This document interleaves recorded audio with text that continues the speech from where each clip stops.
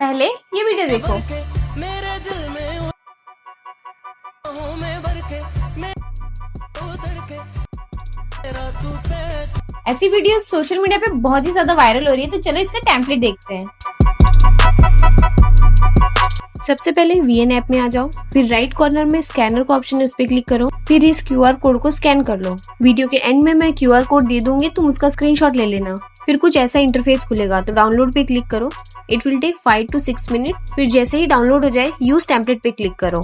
फिर अपनी क्लिप को ऐड करके नेक्स्ट पे क्लिक कर दो। तुम चाहो तो वीडियो को क्रॉप कर सकते हो, उसमें फिल्टर चेंज कर सकते हो, एंड बस तुम्हारी वीडियो रेडी है। अब हाई रिजोल्यूशन में अपनी वीडियो को सेव कर लो। 100% कंप्लीट होते ही वीडियो तुम्हारी गैलरी में सेव हो जाएगी। अगर तुम्हें इस वीडियो की डिटेल ट्यूटोरियल चाहिए तो मुझे कमेंट में जरूर बताना। अब इस QR कोड का स्क्रीनशॉट ले लो। ऐसी और अच्छी वीडियोस के लिए वीडियो को लाइक और चैनल को सब्सक्राइब कर लेना। तब तक के लिए see you in the next one.